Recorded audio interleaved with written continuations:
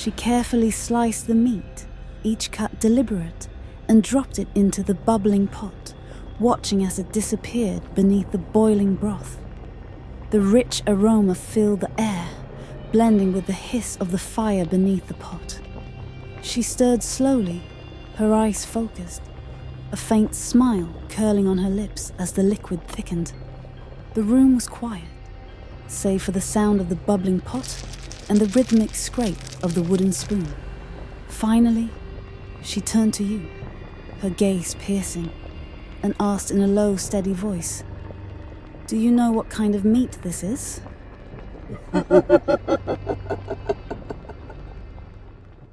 In the heart of the vast Nyamuragira forest, there was a small village hidden beneath the towering baobab trees.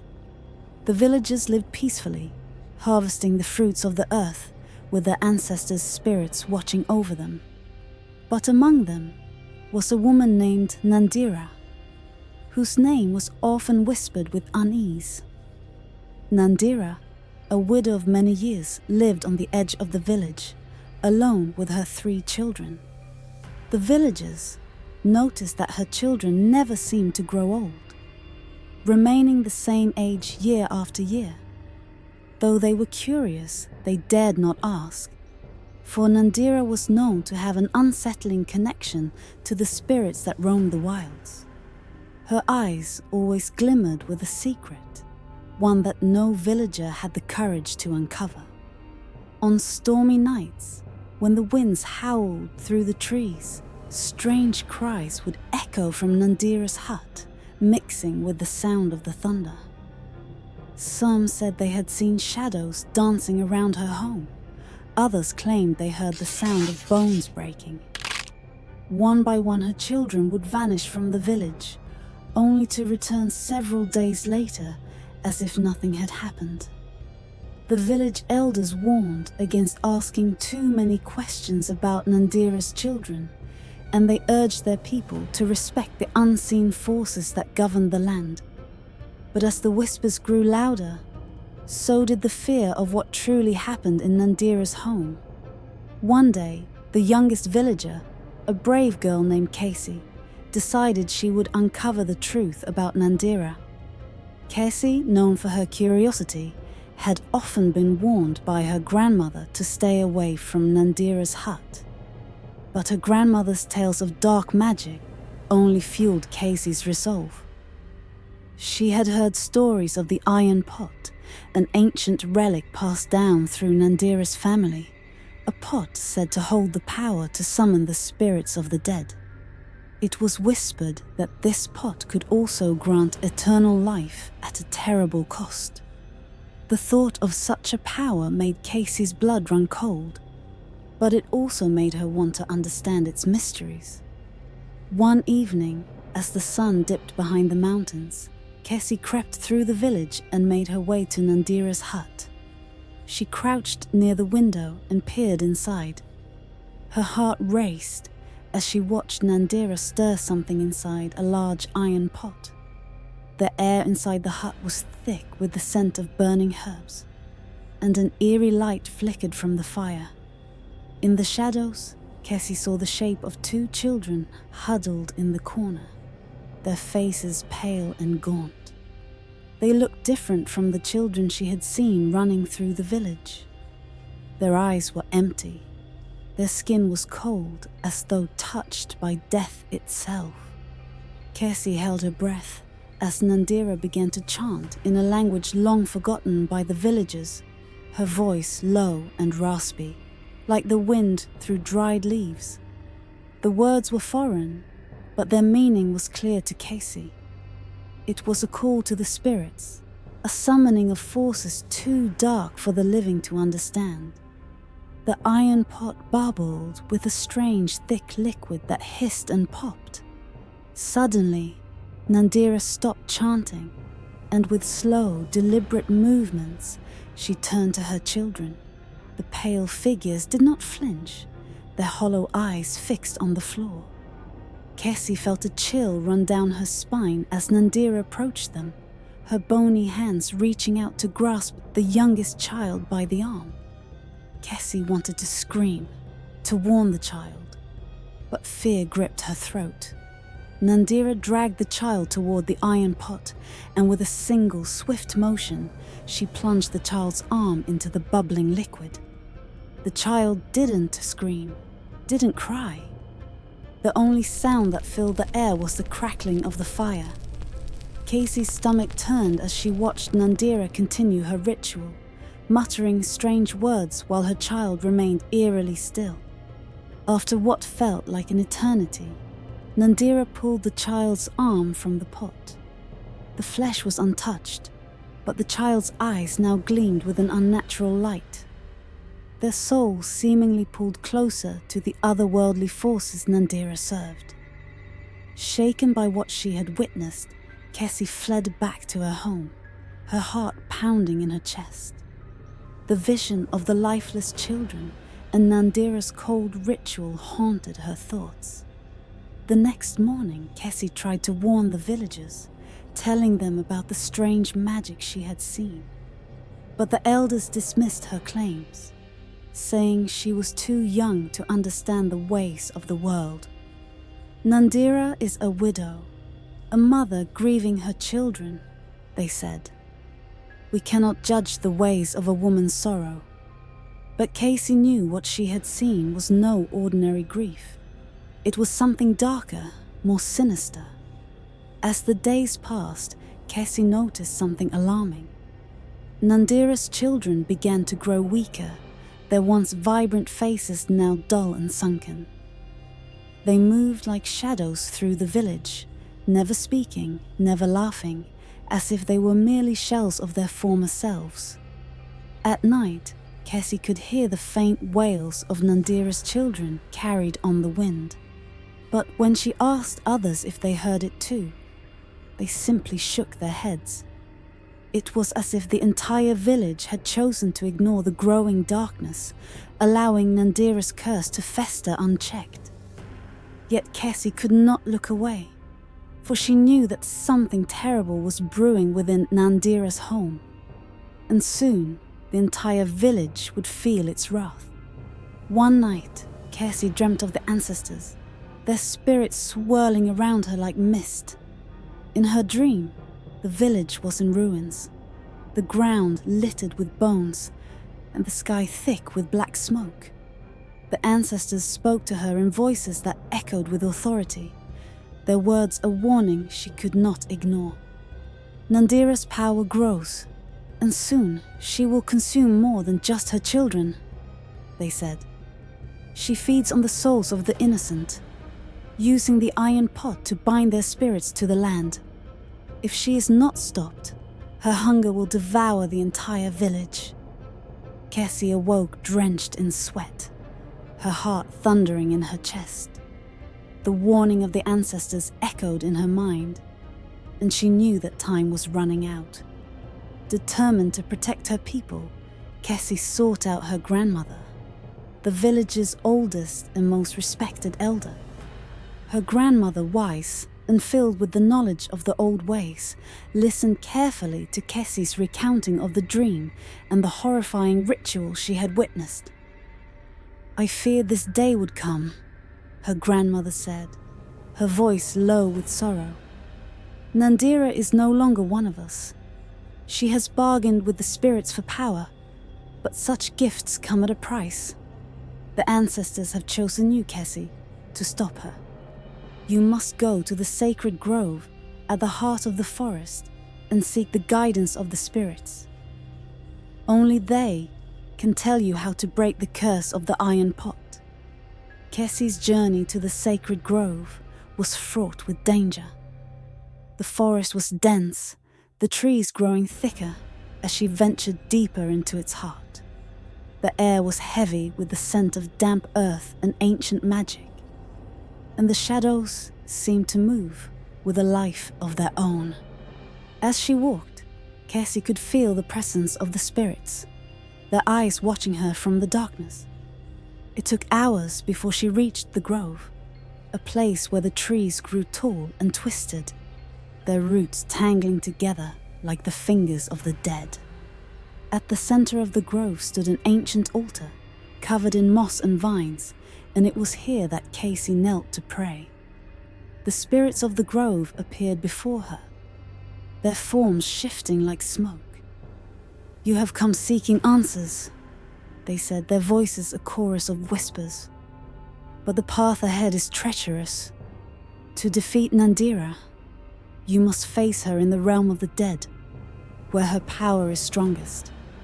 The iron pot binds her to that place, and it is there that her children's souls are trapped. Free them, and Nandira's power will be broken. But beware, young one, for once you cross into the realm of the dead, you may never return." The weight of the spirit's words settled heavily on Casey's heart, but she knew she had no choice. If she did not act, Nandira's curse would soon consume them all.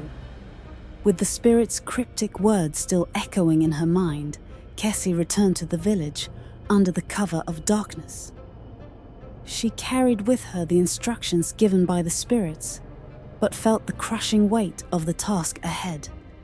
To confront Nandira in the realm of the dead was more than she had ever imagined. But Casey's fear for the village overpowered her own dread. As she prepared herself for the journey, gathering herbs and charms from her grandmother's hut, she felt a cold breeze sweep through the room. The shadows lengthened, and suddenly she heard it again, the distant wail of Nandira's children. But this time it was louder, closer. It was as if they were crying out to her, pleading to be set free.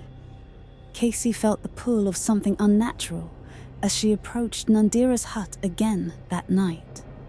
The moon was hidden behind thick clouds, casting everything into a suffocating darkness. With trembling hands, she sprinkled the sacred herbs around herself and murmured a prayer to the spirits for protection. She knew this was the night she would cross into the realm of the dead. As she watched through the crack in Nandira's window, she saw the iron pot bubbling again, the flames beneath it roaring with unnatural intensity. Nandira was chanting once more, her eyes glowing with a sickly light. Casey's heart pounded in her chest as she stepped forward.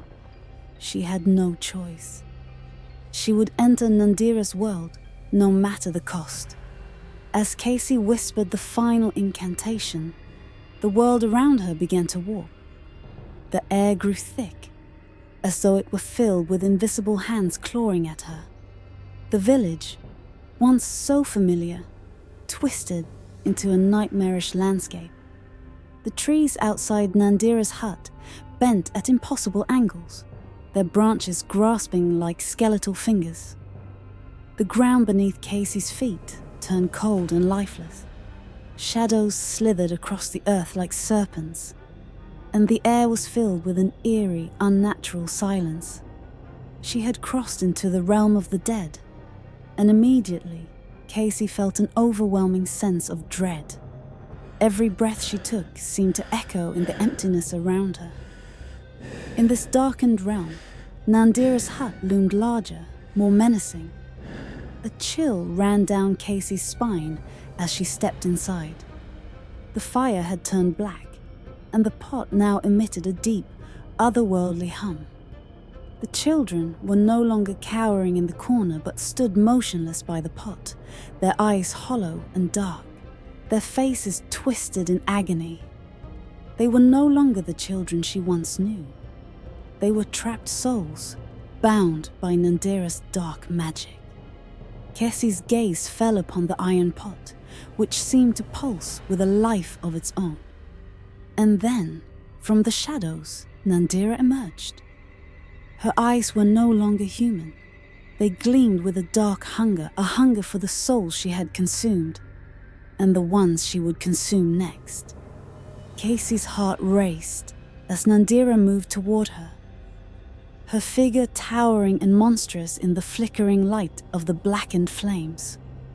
The woman's face twisted into something inhuman, her features stretching and contorting into a grotesque reflection of what she once was. "You should not have come here, child," Nandira hissed. her voice thick with malice. "The spirits told you lies. You cannot free them. Their souls are mine, bound to me forever. And now, so are you." Nandira raised her hand, and from the pot, a dark mist rose, curling through the air like tendrils of smoke. It reached for Kessie, wrapping around her limbs, pulling her toward the iron pot. The coldness of it seeped into her bones, and she struggled to breathe, to think. But Kessie would not give in. She remembered the spirit's warning and the power they had entrusted to her. With all her strength, she pulled a charm from around her neck, one blessed by the ancestors themselves. As Nandira's magic pulled her closer to the pot, Kessie threw the charm into the bubbling liquid. The pot hissed and roared as if in pain, and for the first time, Nandira's face showed fear. The spell was weakening. The children, their eyes still dark and soulless, began to stir, their small hands trembling as if they could feel the chains of their imprisonment loosening. Kessie's hope surged, but the battle was far from over. The entire hut began to shake violently, as if the world itself were being torn apart by the clash of forces. Nandira screamed in fury, her voice a terrible wail that sent shockwaves through the air. "You fool!" she shrieked. "You cannot undo what has been done. The iron pot is my power, and it will never release its hold." The ground split open beneath Kessie's feet, and the air was filled with the roar of 1,000 lost souls, wailing in agony as they struggled against the curse that bound them. Kessie could feel their anguish, their pain, and it fueled her resolve. The spirits were counting on her, and so were the children. Summoning all her courage, Kessie lunged toward the pot, even as the shadows closed in around her. The dark tendrils lashed out, trying to pull her back, but she forced herself forward, her hands reaching for the edges of the cursed iron vessel. Her fingers burned from the heat, but she gripped it tightly, chanting the prayers her grandmother had taught her. The spirits' voices joined hers, growing louder, drowning out Nandira's furious cries. With a final desperate push, Kessie upended the pot, spilling its contents across the floor. The black liquid hissed as it hit the ground, releasing a cloud of acrid smoke that filled the hut. For a moment, everything went silent. Nandira's form flickered, her monstrous visage beginning to unravel. The shadows recoiled, and Kessie could see the children's eyes slowly regaining life. But the danger was not over yet. Nandira, though weakened, was not defeated. She lunged at Kessie with a final desperate scream, her claws extended, ready to tear her apart. Kessie braced herself, knowing that this final battle would determine not only her fate, but the fate of the village as well. Nandira's final lunge was swift, a blur of shadow and fury. Kessie barely managed to roll to the side, avoiding the woman's sharp claws by inches. The hut around them groaned as if alive, its walls warping and cracking under the strain of the dark magic that still lingered. Kessie scrambled to her feet, her breath coming in ragged gasps. Nandira's once beautiful face had fully twisted into a monstrous form, her eyes glowing with rage. "You think you can destroy me, child?" Nandira snarled, her voice dripping with venom. "I am bound to the spirits, and through them, I am eternal." The iron pot, now overturned and broken, continued to spew forth dark energy, tendrils of smoke curling around the room like the arms of some terrible beast. Kessie could feel the weight of it pressing down on her, but she forced herself to stand firm. Her heart pounded as she searched for something, anything, that could help her finish the battle. The children, now standing behind her, stared at Nandira with wide, terrified eyes, their frail bodies trembling in the face of their mother's wrath. Casey knew she had to act fast. If she didn't, Nandira's magic would consume them all. Suddenly, a memory flashed in Casey's mind. Her grandmother's stories of an ancestral blade hidden deep within the forest, said to be forged by the first elders of the village to defeat a great evil. It was a blade that could sever the ties between the living and the dead. Her pulse quickened. That was it. The blade was the key to breaking Nandira's bond with the spirits. But how could she find it in time? The forest was vast, and every second wasted brought Nandira closer to victory.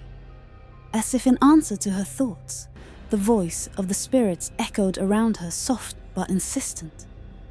Seek the altar of bones. Casey didn't hesitate. With a final glance at the children, she burst from the hut and ran toward the forest. Behind her, Nandira let out a furious howl and gave chase, her twisted form moving with unnatural speed. The trees blurred as Casey pushed herself to run faster, her legs burning with the effort. She could feel Nandira's presence behind her, growing closer with every heartbeat. The altar of bones. It had to be nearby. She scanned the forest ahead, her eyes searching desperately for any sign of it. And then, in the distance, she saw it. A circle of ancient stones, half buried in the earth, and at its center, an altar made of bleached white bones. Casey reached the altar just as Nandira closed in, her shadow stretching long across the ground. The altar was cold to the touch, but Casey didn't flinch as she knelt before it, her hands brushing away the dirt and moss that covered its surface. There, embedded in the stone, was the hilt of the ancestral blade. It gleamed faintly, as if waiting for this moment. Casey gripped the hilt and pulled. At first, the blade didn't budge, but with a second, desperate heave, it slid free from the stone.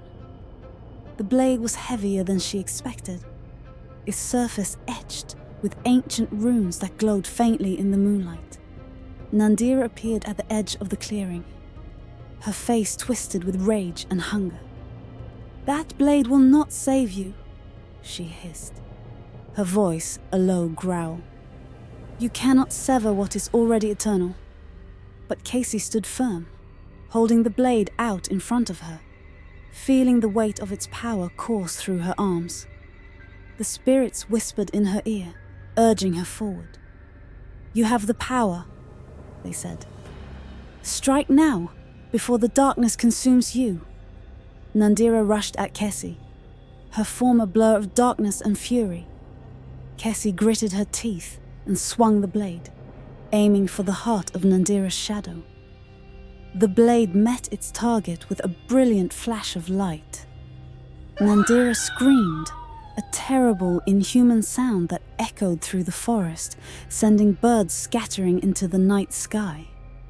The shadows that had clung to her form began to unravel, twisting and writhing as they dissolved into nothingness. Casey could feel the pull of the dark magic weakening, and with a final, desperate effort, she drove the blade deeper, severing the last of Nandira's connection to the spirits. The iron pot, still in the hut, let out a great crack, shattering into pieces as its power was finally broken. Nandira fell to the ground, her body shrinking and twisting back into the frail human form she had once been. Her eyes, once so full of malice and hunger, were now empty, devoid of life. The children, who had been watching from a distance, slowly approached, their eyes wide with wonder and fear. Is it over?" one of them asked, their voice trembling. Casey nodded, though a deep sense of unease still gnawed at her. Nandira's body lay still, but the spirits had warned her of one final danger. The iron pot's magic had been undone, but something far worse had been unleashed in its place. Cassie stood in the clearing, the ancestral blade still in her hand, her breath coming in short, shallow gasps. The night air was eerily quiet now, the forest still as if holding its breath. The children gathered around her, their pale faces filled with confusion and relief. But something was wrong. Cassie could feel it in her bones. The spirits who had guided her so faithfully were now silent. The power of the iron pot was gone, but in its absence, Cassie could sense a new force stirring in the darkness. A force far older and more dangerous than Nandira had ever been. It was as if, by breaking the pot's magic, Casey had opened a door to something that should never have been awakened. Suddenly, the ground beneath their feet began to tremble, a deep, rumbling sound that seemed to come from the very heart of the earth. The children huddled close to Cassie, their eyes wide with fear. "What's happening?" one of them cried, their voice barely a whisper. Casey didn't have an answer. The forest around them seemed to shift, the trees bending unnaturally as a cold wind swept through the clearing.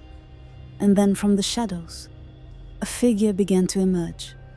A tall, dark figure, its form cloaked in mist and shadow.